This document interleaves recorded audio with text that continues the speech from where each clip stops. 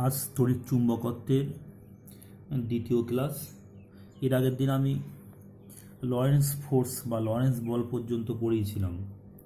তা সেই Lawrence force কী ছিল, যে কিউ চার্জযুক্ত কণা বি ভেক্টর চৌম্বক ক্ষেত্রে ভি বেগে যদি গতিশীল হয়, তাহলে এই কণার উপর বা পার্টিকেলের উপর ক্রিয়াশীল যে বলটা ছিল F vector equal to Q into V vector cross B vector. এফের দিকটা নিশ্চয়ই বলেছিলাম যে ভি আর বি এর সঙ্গে লম্ব হবে, এফের দিকটা হবে। তা আমরা আজ যেটা শুরু করবো সেটা হচ্ছে প্রবাহের উপর চুম্বকের ক্রিয়া, মানে তড়িৎ প্রবাহিত হচ্ছে তার উপর চুম্বক ক্ষেত্র কীভাবে কাজ করে সেটা একটু দেখাবো। তা আমরা ওয়েস্টের পরীক্ষায় কি পেয়েছিলাম, যে কোনো তারের মধ্য দিয়ে তড়িৎ প্রবাহিত হচ্ছে, তবে কী হয়, তড়িৎ প্রবাহিত হওয়ার সময় তার চারপাশে চৌম্বক ক্ষেত্র তৈরি হয়। এবার এখানে যদি কোনো চুম্বক শলাকা পাশে থাকে, তাহলে চুম্বক শলাকার বিক্ষেপ হবে। এটা অ্যাম্পিয়ারের সন্তরণ নিয়ম থেকে আমরা পড়েছিলাম। তা এই যে তাহলে কী হলো, এটা চুম্বকের উপর প্রবাহের ক্রিয়া। তাহলে চুম্বক মানে প্রবাহ চুম্বকের উপরে বল প্রয়োগ করছে। তা নিউটনস থার্ড ল বা নিউটনের তৃতীয় সূত্র অনুযায়ী তাহলে বিপরীত দিকে সমান্তরাল মানে সমান বিপরীতমুখী বল প্রয়োগ করবে। কে করবে? চুম্বক পরিবাহীর উপর বল প্রয়োগ করবে। সেটাই নিয়ে আজকের প্রথম আলোচনা। তা দেখো, এই যে আমরা তাহলে কি শুরু করছি, যে চুম্বক ক্ষেত্রে তড়িৎ পরিবাহী তারের উপর ক্রিয়াশীল বল। তা এই যে আবার একটু লরেন্স ফোর্সটা বলি, F vector equal to Q into V vector cross B vector. তা এই যে কিউ চার্জযুক্ত কণা যখন কোনো তারের মধ্য দিয়ে কারেন্ট প্রবাহিত হচ্ছে, তার মানে কি, কারেন্ট প্রবাহিত হওয়ার অর্থ হচ্ছে যে মুক্ত তড়িতাধানের বিচলন হচ্ছে। মুক্ত তড়িতাধানের বিচলন হওয়ার জন্যই কিন্তু আমরা এই কারেন্টটা বা আই পেয়ে থাকি। তা কোনো একটা লুপ নিচ্ছি, মানে একটা পরিবাহী নিলাম, ধরো পরিবাহীটা এরকম টাইপের একটা পরিবাহীটা, এই পরিবাহীর ভিতর দিয়ে আই কারেন্ট প্রবাহিত হচ্ছে। এই পরিবাহীর একটা ক্ষুদ্র অংশ নিলাম ডিএল, ক্ষুদ্র ডিএল এর দিক নিশ্চয়ই জানো, এর উপর স্পর্শক কল্পনা করতে হবে। স্পর্শক কল্পনা করলেই কিন্তু ডিএল এর দিক বেরিয়ে যাবে। আর এটা হচ্ছে এই পরিবাহীটা বি ভেক্টর চৌম্বক ক্ষেত্রে অবস্থিত। এই ডিএল আর বির মধ্যবর্তী কোণ হচ্ছে থিটা। তা এই ক্ষুদ্র অংশের মধ্যে তড়িৎ প্রবাহিত হচ্ছে, সেটা তড়িৎ প্রবাহ মাত্রা, সেটাও আই ধরা হয়েছে ডিএল। তা আমরা এখন যদি বলি যে ডিকিউ পরিমাণ তড়িতাধান ডিটি সময়ে ডিএল দৈর্ঘ্য অতিক্রম করলো। ডিকিউ মানে খুব ক্ষুদ্র আধান, ডিটি সময়ে ডিএল দৈর্ঘ্য অতিক্রম করলো। তাহলে আই সমান কি লিখতে পারবো? আই সমান কি, ডিকিউ ডিটি, আধান বাই সময়। আর তড়িতাধানের বেগ কী হবে? ভি ভেক্টর ইকুয়াল টু কত হবে? Dl vector dt. তাহলে আই সমান dq dt, v vector equal to dl vector dt. এখন ডিএল ক্ষুদ্রাংশের উপর যদি চৌম্বক বল ডিএফ ভেক্টর সমান কি লিখতে পারবো? ডিএফ ভেক্টর সমান লিখতে dq into V vector cross B vector. কারণ আমরা পেয়েছিলাম এফ সমান q into v cross B, তাহলে ডিকিউ এর জন্য কথা হবে dF vector equal dq into v cross B. এবার একটু ক্যালকুলেশন করবো, ক্যালকুলেশন করলেই চলে আসবে। তাহলে ক্যালকুলেশনটা দেখে নাও। এটাকে লিখছি dq v vector cross B vector সমান ডিকিউ ইন্টু ভি ভেক্টর মানে dl vector dt cross B vector. এই ডিকিউ ডিটি এটাকে লিখছি আমরা কি, এটাকে আই লিখতে পারি, তা I into DL vector cross B vector. তাহলে পাওয়া গেল কি, dF vector equal to I into dl cross P. তাহলে ডিএল আর বির মধ্যবর্তী কোণ হচ্ছে থিটা, তাহলে এ ক্রস বি মানে এ বি সাইন থিটা, তাহলে ডিএফ সমান কি লিখতে পারবো? ডিএফ সমান হচ্ছে ডিএফ সমান কত হবে? I dl B sine theta, বা কি লিখতে পারবো? BI dl sine theta, BI dl sine theta. এটা ডিএফ, তাহলে এফ ডিএক্স থেকে এক্স পেতে গেলে ইন্টিগ্রেশন করতে হবে, ডিএফ থেকে এফ পেতে গেলে কি হবে? মানে সমগ্র পরিবাহীর জন্য DF equal to integration DF, that means integration BI dl sine theta. এখানে দেখো, এখানে ইন্টিগ্রেশনের মধ্যে বি আছে, আই আছে, ডিএল আছে, সাইন থিটা আছে। তাহলে এই ইন্টিগ্রেশনটা কিন্তু যদি একে অপরের উপর ডিপেন্ড করে, বির উপর যদি ধরো বি যদি কনস্ট্যান্ট, তাহলে বাইরে বার করে দেবো। আই যদি কনস্ট্যান্ট না হয়, ঠিক ডিএল যদি ডিএল তো কনস্ট্যান্ট নাই, বুঝতে পারছো। থিটা আবার এর উপর ডিপেন্ড করছে, এল এর উপর ডিপেন্ড, এগুলোর উপর ডিপেন্ড করবে। তাহলে একে অপরের সঙ্গে ডিপেন্ডেন্ট হয়ে পড়লে কিন্তু তাহলে কি হবে? এই ইন্টিগ্রেশনটা কিন্তু করা খুবই কষ্টকর হয়ে যাবে। ওই জন্য বিশেষ কোনো প্রতিসাম্য বা সিমেট্রি যদি না থাকে, তাহলে কিন্তু ইন্টিগ্রেশন করা যাবে না। তো এফ ইকুয়াল টু কি ইন্টিগ্রেশন বিআইডিএল সাইন থিটা। এটাই কিন্তু চৌম্বক ক্ষেত্রে তড়িৎবাহী তারের উপর ক্রিয়াশীল বলের রাশিমালা। তাহলে DF equal to integration BI dl sine theta. এখন যদি মানে যে কোনো ক্ষুদ্রাংশের জন্য থিটা যদি 90 ডিগ্রি হয়, 90 ডিগ্রি মানে তড়িৎ পরিবাহী তারটা চৌম্বক ক্ষেত্রের সঙ্গে লম্ব অবস্থিত, সেক্ষেত্রে কী হবে? সাইন থিটা মানে সাইন 90 কত 1 হবে।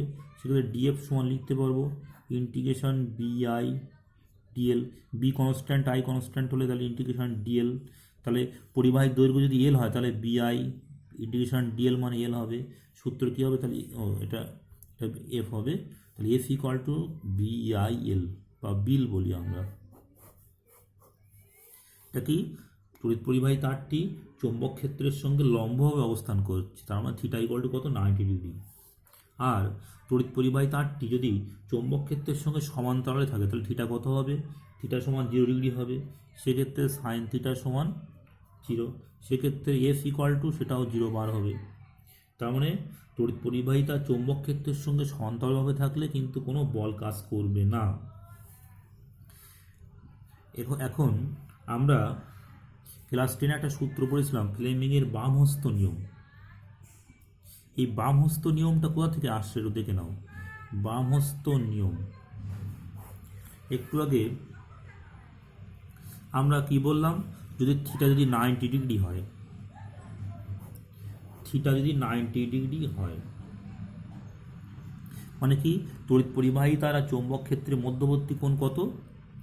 মধ্যবর্তী কোণ হচ্ছে 90 ডিগ্রি। সেক্ষেত্রে কি হবে? সেক্ষেত্রে আমরা কি লিখতে পারবো? যে এফ ইকুয়াল টু, যে সূত্র পেলাম, এফ ইকুয়াল টু বিআইএল। তা তড়িৎ পরিবাহী তার আর চৌম্বক ক্ষেত্রের মধ্যবর্তী কোণ হচ্ছে 90 ডিগ্রি। তাহলে এই বরাবর এল আছে, এদিকে এল, এদিকে বরাবর ধরো বি, মানে কারেন্টের দিক হচ্ছে কারেন্টের দিক, এদিকে বির দিক। আর এই যে একটু আগে যে ক্রস প্রোডাক্টটা দেখলাম, DF vector equal to I into DL vector cross B vector, মানে ডিএল আর বি এর সঙ্গে লম্ব দিক হচ্ছে এফ এর দিক, তাহলে এই বরাবর হবে লম্ব দিক, মানে উঁচুর দিক বরাবর, উপর বরাবর হবে। তাহলে এই আমি ছোটো দেখাচ্ছি, এই যে লম্ব দিকটা এই পেন দিয়ে দেখানো হচ্ছে, এই লম্ব দিক এর উপর দিকে। তাহলে বিএল লম্ব দিক হলে এফ এর দিকটাও লম্ব দিক হবে। এটাই কিন্তু ছিল ফ্লেমিংয়ের বামহস্ত নিয়ম। কি বলা হচ্ছে? সেটা বাম হাতের তর্জনী মধ্যমা বৃদ্ধাঙ্গুষ্ঠ সমকোণে রাখতে হবে। তর্জনী চৌম্বক ক্ষেত্রের দিক, মধ্যমা তড়িৎ প্রবাহের দিক নির্দেশ করলে বৃদ্ধাঙ্গুষ্ঠ কি করবে? পরিবাহীর উপর ক্রিয়াশীল বলের অভিমুখ নির্দেশ করবে। এটা তোমরা জানো, এটা পড়েছো আগে। এটাই কিন্তু ফ্লেমিংয়ের বামহস্ত নিয়ম। এটাও এখান থেকে পাওয়া গেল। এই নিয়মকে অনেক সময় বলা হয় মোটর নিয়মও বলা হয়, মোটর নিয়ম বলা হয়। তা এর উপরে বেশ করে একটা যন্ত্র আমরা পড়েছিলাম ক্লাস 10-এ, এটা হচ্ছে বার্লোর চক্র। সেই বার্লো চক্রের তোমরা ডেসক্রিপশনটা একটু পড়বে, ওখানে যেটা জানতে হবে তোমরা মনে রাখবে চৌম্বক ক্ষেত্রের দিক উত্তর থেকে দক্ষিণ, নর্থ টু সাউথ।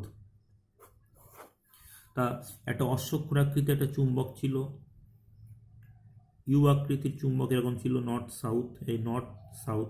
তাহলে চৌম্বক ক্ষেত্রের দিক হবে এই নর্থ টু সাউথ, মানে এদিক থেকে এদিকে।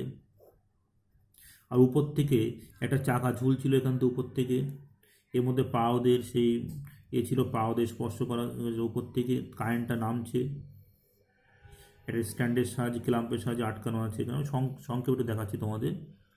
এই চাকাটা এখানে ছিল, চাকাগুলো দাঁতগুলোকে চাকা এইভাবে চাকা ছিল,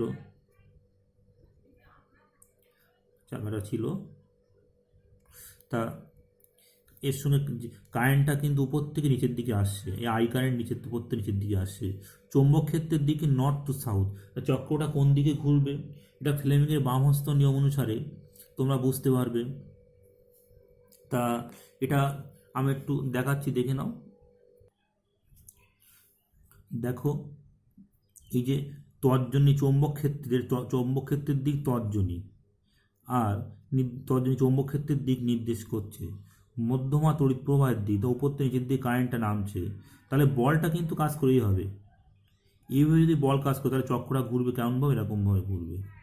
তোমরা বাম হাতের তর্জনী মধ্যমা বৃদ্ধাঙ্গুষ্ঠ যদি দেখবে তোমরা এটা সহজেই পারবে, এটা ক্লাস 10-এও তোমরা শিখেছিলে। তো এই বরাবর হচ্ছে, এটা কিন্তু সমতলে আছে, এই বরাবর চৌম্বক ক্ষেত্রের দিক, এই বরাবর হচ্ছে নিচের দিকে তড়িৎ প্রবাহের দিক হলে তাহলে এর উপর বল কাজ করবে এইভাবে, এই বল কাজ করবে এইভাবে ঘুরে যাবে, মানে এটা হচ্ছে অ্যান্টিক্লকওয়াইজ ঘুরবে। তো এটাই কিন্তু বালচক্র। এই বালচক্র নিয়ম, বালচক্র এটা ফ্লেমিংয়ের বামহস্ত নিয়ম অনুসারে চলে। এখানে চৌম্বক ক্ষেত্রের দিক উল্টে দিলে কী হয়, তড়িৎ প্রবাহের দিক উল্টে দিলে কী হয়, উভয়ে উল্টে দিলে কী হয়, সেগুলো কারণগুলো তোমরা নিশ্চয়ই জানো। এরপর যেটা আসছে, সুষম চৌম্বক ক্ষেত্রে প্রবাহ কুণ্ডলীর উপর ক্রিয়াশীল টর্ক। সুষম চৌম্বক ক্ষেত্রে প্রবাহ কুণ্ডলীর উপর ক্রিয়াশীল টর্ক। দেখো এই PQRS একটা আয়তকার কুণ্ডলী আছে, আয়তকার পরিবাহী আছে, যার দৈর্ঘ্য দেখো দৈর্ঘ্য মানে PQ ইকুয়াল টু RS সমান ধরা হচ্ছে L হচ্ছে দৈর্ঘ্য, আর প্রস্থচ্ছেদ হচ্ছে QR ইকুয়াল টু SP সমান B। তাহলে ক্ষেত্রফল কত হবে, A equal to L into B, দৈর্ঘ্য ইন্টু প্রস্থ, A সমান LB।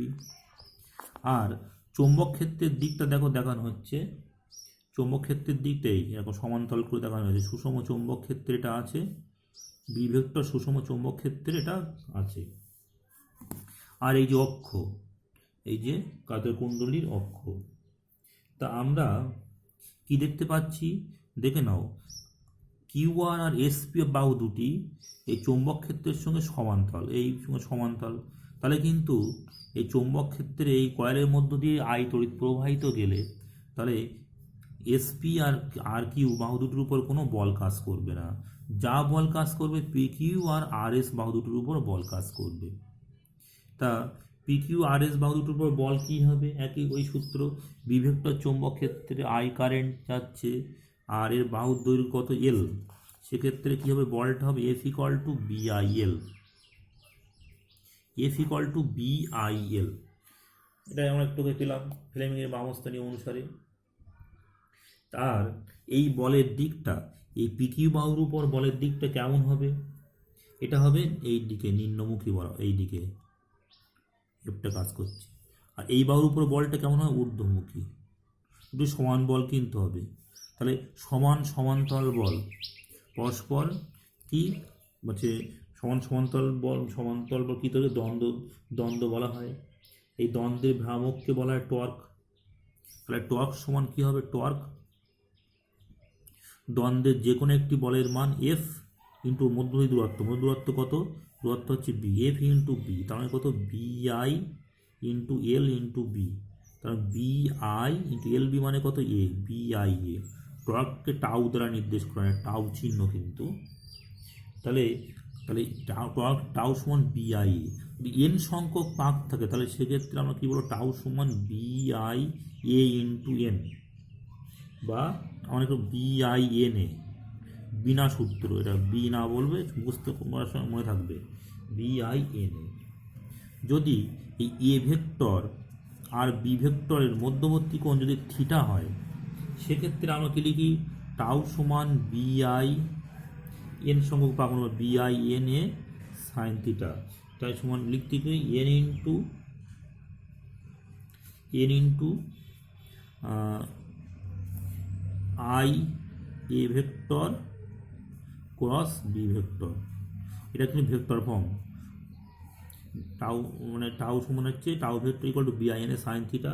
এটাকে এভাবে না লিখে একটু অন্যরকম টাউটা তুলে দিয়ে এখানে এভাবে থাকলো মড করে দাও, তাহলে টাউ ভেক্টর সমান কত হবে, N into I A N I A vector cross B vector. এটা কিন্তু মানে বি ভেক্টর চৌম্বক ক্ষেত্রে কোনো একটা আয়তকার কুণ্ডলী থাকলে তার উপর ক্রিয়াশীল টর্কের রাশিমালা, তোমরা মনে রাখবে বিআইএন এ, এটা হচ্ছে সংক্ষিপ্ত সূত্র। এখন দেখো এই যে আমি তো বললাম যে কেন এই যে বল দুটি কেন উপর নিচের দিক উপর দিক, তোমাদের কিন্তু পরীক্ষার সময়টা দেখাতে হবে না যে কি করে হচ্ছে এলো, এটাকে জাস্ট লিখতে হবে যে এখানে এফ নিচের দিকে নেড়ে উপর দিক কেন।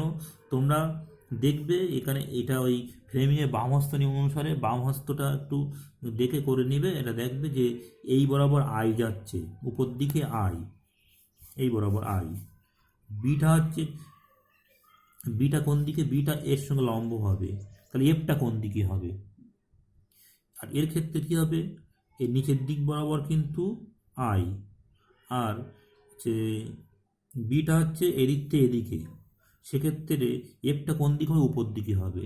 এটা কিন্তু ফ্লেমিংয়ের বাম হস্ত নিয়ম অনুসারে ওই বাম হস্ত দেখালেই কিন্তু তোমরা এটা বুঝতে পারবে সহজে, এবং তোমরা নিজেরাও করতে পারবে, এটা করে নেবে তোমরা।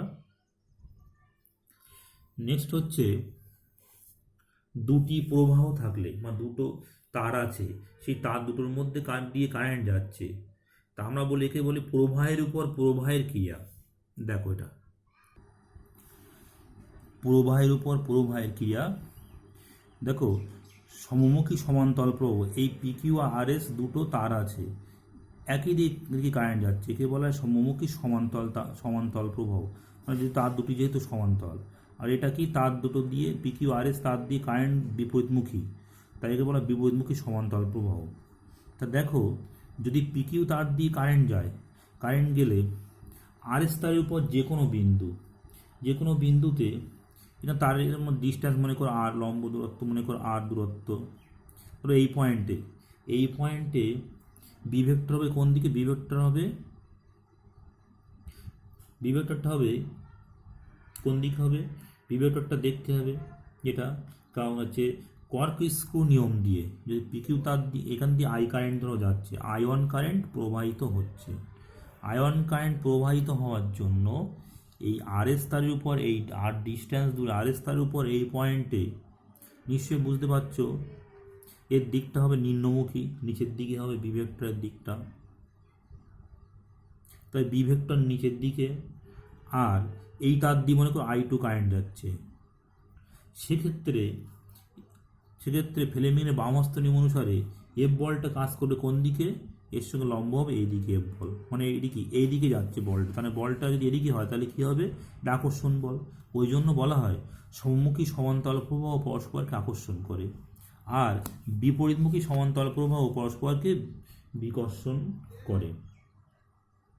তোমার সমমুখী আকর্ষণ, বিপরীতমুখী বিতে বিকর্ষণ মনে রাখবে, বিতে বিকর্ষণ, তাহলে তোমাদের বুঝতে সুবিধা হবে।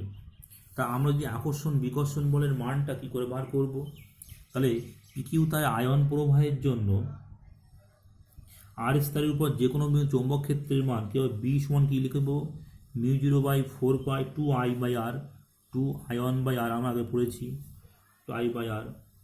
এখন আর স্তরের যদি আমরা একক দৈর্ঘ্য ধরি, এল ইকুয়াল টু যদি 1 নিই, তাহলে এফ ইকুয়াল টু কী সূত্র, BIL সূত্র থেকে এই পাবো, তাহলে বলটা কত হবে, এফ ইকুয়াল টু μ0/4π2I1/r তাহলে এখান থেকে একটু লিখে দেওয়া আপনার BI ইন্টু 1, BI2 হবে, মানে BI2 তাহলে ইন্টু I2 হবে। তাহলে μ0/4π2I1 into I2 by R,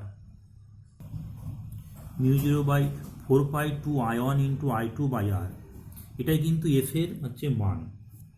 তাহলে এফ এর মানটা তোমাদের পরীক্ষার সময় বার করতে বলে দুটো সমমুখী কিংবা দুটি বিপরীতমুখী প্রবাহের জন্য ওদের মধ্যে আকর্ষণ বা বিকর্ষণ বলের মানটা বার করতে হবে। F equal to μ0/4π2I1 into I2 by R।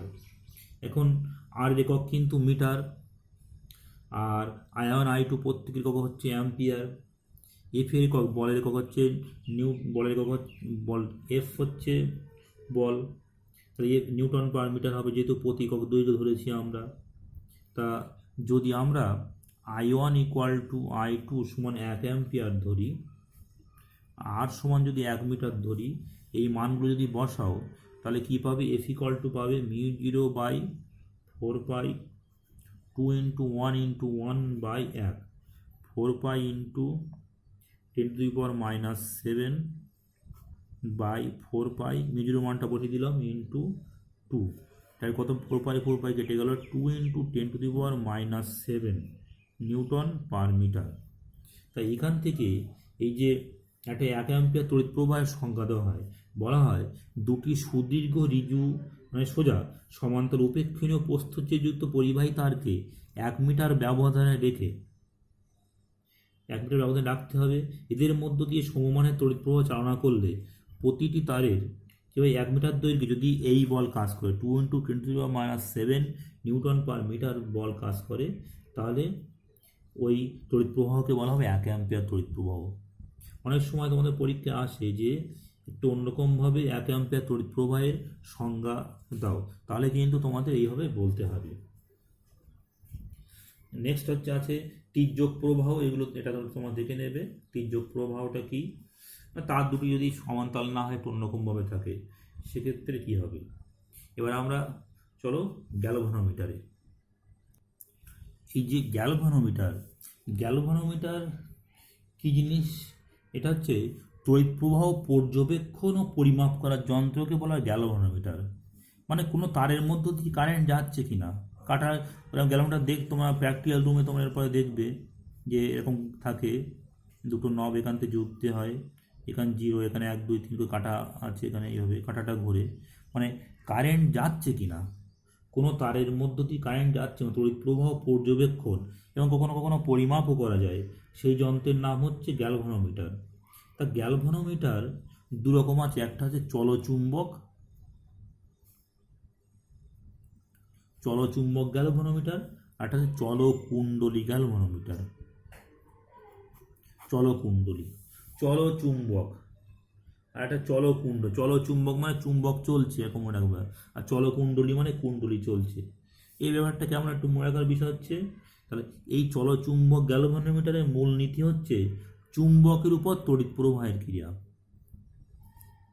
তাহলে কি?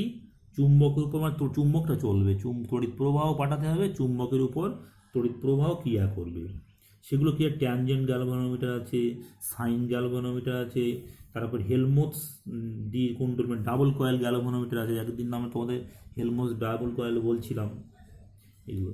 কিন্তু এই গ্যালভানোমিটারগুলো ব্যবহার করা বেশ অসুবিধাজনক, আর এর সুবিধাও কিন্তু খুব ভালো হয় না। এই কারণে আমরা এইগুলো খুব একটা ব্যবহার করি না, এগুলো তোমাদের সিলেবাসেও নেই, লাগবেও না। তাহলে চলচুম্বক গ্যালভানোমিটার তোমাদের লাগবে না। চলকুণ্ডলী গ্যালভানোমিটার হচ্ছে এই যন্ত্রের মূলনীতি ঠিক উল্টোটা, তড়িৎ প্রবাহের উপর চুম্বকের ক্রিয়া।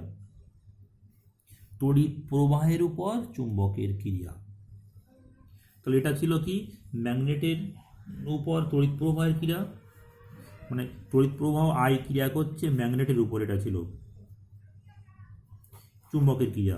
আর এটা কি ছিল? এটা হচ্ছে যে ম্যাগনেট ক্রিয়া করবে তড়িৎ প্রবাহের উপর, আয়ের উপর ক্রিয়া করছে, উল্টোটা।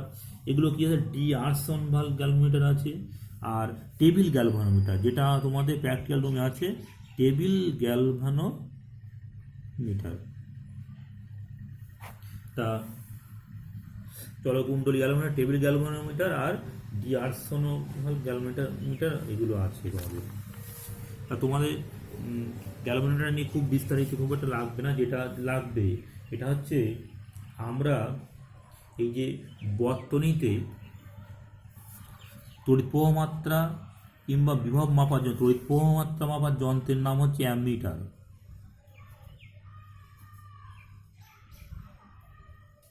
অ্যামিটার বা অ্যামিটার বলতে পারো, অ্যামিটার বা অনেকে লেখে অ্যামিটার। এটা তড়িৎ প্রবাহ মাত্রা মাপার যন্ত্রের নাম। তা এই যন্ত্রটা বর্তনীতে যোগ করতে গেলে বা সার্কিটে যোগ করতে গেলে এমনভাবে যোগ করতে হবে যাতে মূল তড়িৎ প্রবাহের পুরোটাই অ্যামিটার দিয়ে যায়। তার জন্য অ্যামিটারকে মানে দিতে হবে শ্রেণী সমবায়, যাতে মূল তড়িৎ প্রবাহের পুরোটাই অ্যামিটার দিয়ে যায়। শুধু তাই নয়, অ্যামিটারের রোধ যদি খুব বেশি হয় তাহলে তো অ্যামিটার দিয়ে কারেন্ট যাবে না। সেই জন্য অ্যামিটারের রোধ হচ্ছে খুবই কম করতে হয়। আদর্শ অ্যামিটারের রোধ কত হওয়া উচিত? 0 হওয়া উচিত। আর ভোল্টমিটার যেহেতু বিভব মাপে, এই জন্য কোনো বর্তনীতে এই যেমন এই যে একটা রোধ আছে, এই রোধের এক ক্রসে ওদের দুই প্রান্তের বিভব মাপলে আমরা ভোল্টমিটার কীভাবে যোগ করব? সমান্তরালে যোগ করব। এখানে V for voltmeter, A for ammeter. তাহলে ভোল্টমিটার দিয়ে আমরা বিভব প্রভেদ মাপি, ভোল্টমিটার আছে, মিলি ভোল্টমিটার আছে, আর অ্যামিটার দিয়ে আমরা তড়িৎ প্রবাহ মাত্রা মাপি। অ্যামিটার আছে, মিলি অ্যামিটার, মাইক্রো অ্যামিটার এগুলো আছে। তা আমাদের যেটা ভেরি ভেরি ইম্পর্টেন্ট সেটা হচ্ছে গ্যালভানোমিটারকে গ্যালভানোমিটার থেকে কী হবে অ্যামিটার, কিংবা গ্যালভানোমিটার থেকে কী হবে ভোল্টমিটারে রূপান্তর করবে। চলো, গ্যালভানোমিটার থেকে আমরা অ্যামিটারে রূপান্তর করব। তা বলেছি গ্যালভানোমিটার হচ্ছে খুব সূক্ষ্ম যন্ত্র। এর মধ্য দিয়ে যদি বেশি পরিমাণে কারেন্ট যায় তাহলে কী হবে? গ্যালভানোমিটারটি পুড়ে যাবে। তা মনে করো জি একটা গ্যালভানোমিটার, মানে গ্যালভানোমিটার। তা জি হচ্ছে ওর একটা রোধ, জি হচ্ছে গ্যালভানোমিটারের রোধ। আর গ্যালভানোমিটারের সর্বোচ্চ কারেন্ট, মানে গ্যালভানোমিটার কারেন্ট বা তড়িৎ প্রবাহ মাত্রা, আমরা ধরছি আইজি, মানে সর্বোচ্চ তড়িৎ প্রবাহ মাত্রা কত? আইজি পরিমাণ কারেন্ট গেলে ও পূর্ণ বিক্ষেপ দেখায়। তা আমার মাপতে হবে আই কারেন্ট মাপতে হবে। আই কিন্তু আইজির চেয়ে অনেক বড়।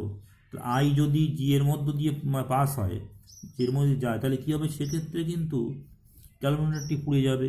সেই জন্য আমরা কী করি? আমরা একটু বিকল্প পথ বা শান্ট, তোমরা আগে পড়েছো, শান্টের ব্যবস্থা করি। ছবিটা একটু আঁকছি, দেখে নাও। এই গ্যালভানোমিটার রোধ জি, এর মধ্যে আইজি কারেন্ট যাবে। তা কি করছি? এর মধ্যে এর সমান্তরালে একটা খুব নিম্নমানের রোধ যোগ করছি, যাকে শান্ট বলা হয়। এই শান্টের রোধ হচ্ছে এস। শান্ট কারেন্ট কত? আইএস। শান্ট কারেন্ট হচ্ছে আইএস। তাহলে যদি আমি আই কারেন্ট যদি পরিমাপ করি, আই কারেন্ট পরিমাপ করলে ই আর বি বিন্দুর মধ্যে আই কারেন্টটি বার হবে। তা মাপবে কত? গ্যালভানোমিটার কিন্তু ও সর্বোচ্চ বিক্ষেপ হবে আইজি, কিন্তু আই কারেন্টটা কিন্তু আইজিটার মধ্যে সর্বোচ্চ যেতে পারে, বাকিটা পুরোটাই কিন্তু শান্টের মধ্য দিয়ে যাবে। তা এই দেখা যাবে এই শান্টের যে মানটা, সেই শান্টের আমার মানটা একটু বার করে নিয়ে দেখে নাও। ভিএক্স, এক্স আর ওয়াই বির মধ্যে বিভব প্রভেদ V X minus V Y equal to হচ্ছে I G into G equal to I S into S লিখতে পারি আমরা। That means S equal to I G by I S into G. এবার আই মোট current I equal to I G plus I S, E plus I S. That means I S equal to I minus I G. তাহলে S সমান কী পাওয়া যাবে? এস সমান পাওয়া যাবে I G by I minus IG into G. দেখো গ্যালভানোমিটারের রোধটা আমরা জানি, গ্যালভানোমিটার দিয়ে সর্বোচ্চ কারেন্ট জানি, আর কোন কারেন্ট কত কারেন্ট মাপবো সেটাও আমরা জানি আই, তাহলে সেখান থেকে এস পেয়ে যাব। তাহলে আমরা এই আই কারেন্টের জন্য কিন্তু ও কিন্তু পূর্ণ বিক্ষেপ দেখাবে, কিন্তু ওটা দিয়ে মজার বিষয় হচ্ছে ওটা দিয়ে কিন্তু আই কারেন্ট যাবে না, ওই আইজির জন্যই পার্ট দেখাবে, মানে অংশাঙ্কনটা ঠিক সেরকমভাবে করতে। এই জায়গায় কিন্তু একটু বোঝার ব্যাপার আছে ভালো করে, তোমরা একটু মনে রাখবে যে কী করে জিনিসটা আসছে, যে আইজি কারেন্ট যাচ্ছে অথচ পূর্ণ বিক্ষেপ দেখাচ্ছে, আর মোট কারেন্ট তো আই, নিশ্চয়ই বুঝতে পারছো। তাহলে এস এর মান কিন্তু পাবো আমরা। তা এই যে সমীকরণে আমরা যদি মানগুলো বসিয়ে দিই তাহলে এস পেয়ে যাবো। তাহলে যতই বড় কারেন্ট হোক না, যত বেশি বেশি কারেন্ট হোক না কেন, আমরা গ্যালভানোমিটার দিয়ে কিন্তু মাপতে পারবো এইভাবে। তা এই যে অ্যামমিটারের পাল্লা বা রেঞ্জটা কেমন হবে, তা আমরা কী পেয়েছি আই গ্রেটার দেন হচ্ছে আইজি। তাহলে পাল্লা কিন্তু কখনো সবসময় বাড়ছে, কখনো কমে না। পাল্লা যদি এন গুণ বৃদ্ধি পায় তাহলে আমরা কি লিখতে পারি, I by IG equal to N লিখতে পারি। আইজি এর এন গুণ মাপছে, মানে I by IG equal to N. তাহলে কি লিখতে হবে, এস ইকুয়াল টু কি পেয়েছিলাম, IG by I minus IG into G, উপর নিচে আইজি দিয়ে ভাগ করলে কত হবে, 1/i/ig into 1 into g, that means 1/n minus 1 into g, that means g/n minus 1, তো g/n minus 1, তাহলে কিন্তু পাল্লা n গুণ বেড়ে গেল। এইভাবে কিন্তু আমরা গ্যালভানোমিটার থেকে অ্যামমিটার রূপান্তর করতে পারি। জাস্ট কি সমান্তরালে একটা খুব নিম্নমানের খুব ছোট মানে রোধ যোগ করতে হবে। এই রোধের মানটা নির্ণয় করার জন্য সূত্রটা এস ইকুয়াল টু আমরা পেলাম IG by I minus IG into G. Next হচ্ছে গ্যালভানোমিটার থেকে ভোল্টমিটার আমরা কি করে রূপান্তর করব। গ্যালভানোমিটারের রোধ হচ্ছে জি, এটা দিয়ে সর্বোচ্চ কারেন্ট হচ্ছে আইজি। আমি একে ভোল্টমিটারে রূপান্তর করব। আর দেখো যদি ভোল্টমিটারে রূপান্তর করতে তাহলে বিভব মাপতে গেলেই তো পুড়ে যাবে। তাহলে বিভবটাকে যাতে মানে বিভব মাপার সময় যাতে কোনো সমস্যা না, তাহলে কী করব, এই জন্য এর সঙ্গে একটা উচ্চমানের একটা রোধ যোগ করব। এই রোধ শ্রেণীতে যোগ করতে হবে। শ্রেণীতে যোগ করলেই কিন্তু ও তখন এটা মেপে দেবে, মানে ভোল্টেজটা হচ্ছে মেপে দেবে।